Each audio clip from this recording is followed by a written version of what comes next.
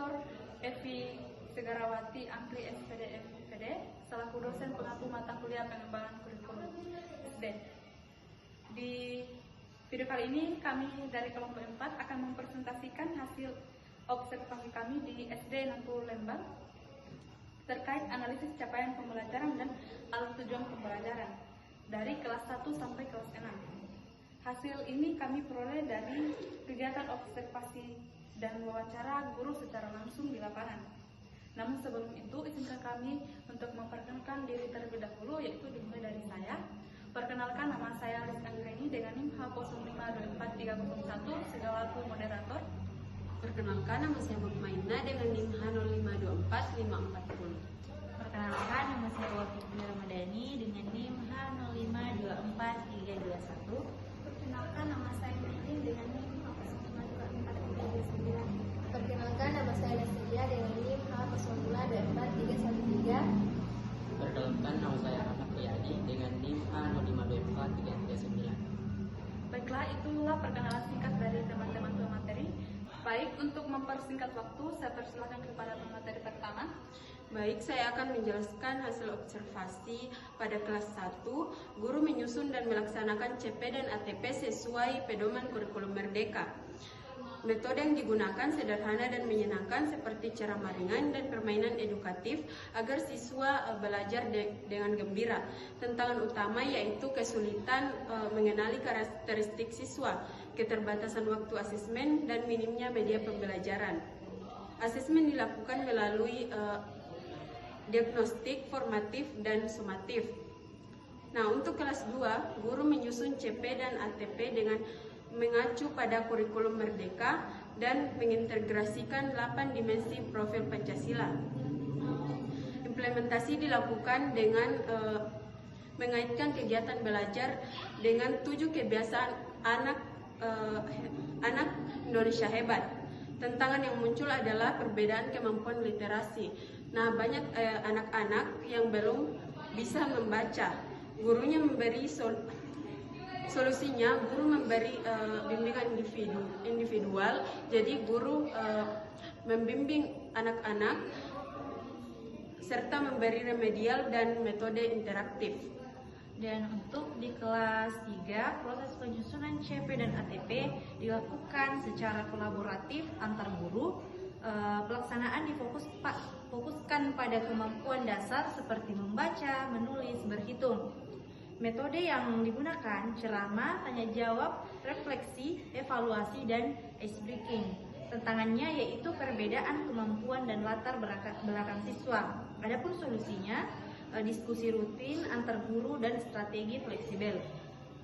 Untuk di kelas 4, guru menyusun CP dan ATP berdasarkan paduan Kemendikbud dengan mengaitkannya ke 8 dimensi lulusan dan minat siswa.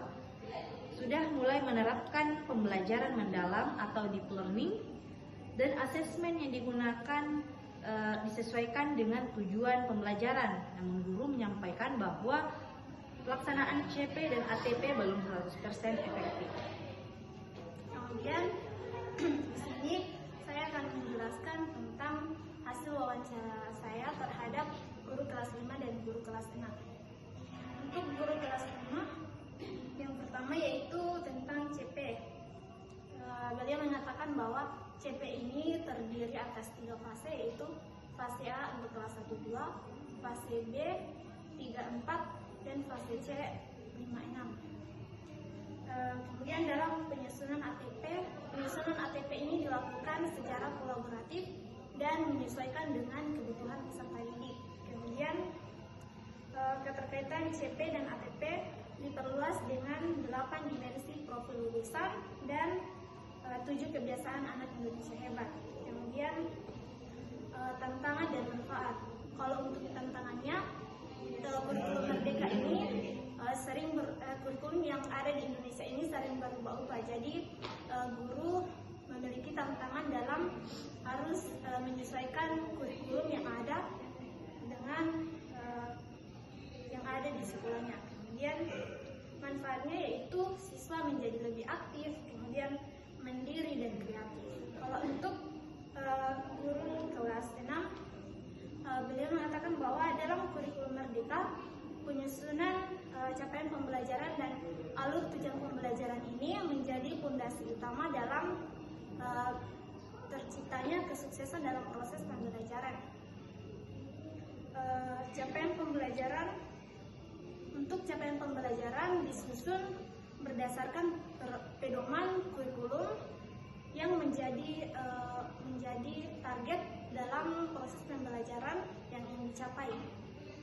Kemudian saat menyusun alur tujuan pembelajaran itu, guru harus memperhatikan dua aspek, yaitu aspek kognitif serta aspek kompetensi peserta didik dan juga aspek lingkup materi. Dalam menyusun alur tujuan pembelajaran dimulai dengan yang namanya capaian pembelajaran, kemudian digunakan untuk menentukan tujuan pembelajaran, kemudian digunakan menjadi acuan atau landasan dalam penyusunan alur tujuan pembelajaran. Kemudian asesmen yang digunakan yaitu ada 3: asesmen awal atau diagnostik, asesmen proses atau formatif, dan asesmen akhir atau sumatif. Kemudian harapan guru kelas 5 yaitu semoga kurikulum merdeka ini bisa lebih meningkatkan proses pembelajaran. Terima kasih. Adapun poin-poin penting dari wawancara. Pertama, semua guru memahami bahwa CP ATP menjadi pedoman utama pembelajaran. Kedua, semua kelas mengaitkan CP ATP dengan profil pelajar Pancasila. Ketiga, tantangan umumnya, perbedaan karakteristik siswa dan keterbatasan media. Keempat, solusi, pembelajaran berdiferensiasi, kolaborasi guru, dan inovasi metode. Dan asesmen yang dilakukan berjenjang, ada diagnostik, formatif, dan sumatif di seluruh kelas. Kemudian kesimpulannya, dari hasil observasi kelas 1 sampai kelas 6 dapat disimpulkan bahwa penerapan CP dan ATP sudah berjalan sesuai kurikulum merdeka. Meskipun belum sepenuhnya sempurna, guru sudah beradaptasi dengan prinsip pembelajaran berdiferensiasi, berpusat pada siswa, dan fleksibel. Tantangan seperti keterbatasan sarana dan adaptasi guru masih perlu pendampingan. Namun semangat guru untuk belajar dan berinovasi menjadi praktik baik penerapan kurikulum merdeka. Sekian, saya kembalikan kepada moderator. Baik, mengucapkan terima kasih kepada teman-teman materi. Demikian hasil presentasi kami tentang analisis capaian pembelajaran dan alur tujuan pembelajaran dari kelas 1 sampai 6. Semoga hasil ini memberikan gambaran nyata tentang bagaimana kurikulum merdeka diterapkan di sekolah dasar. Terima kasih. Wassalamualaikum warahmatullahi wabarakatuh.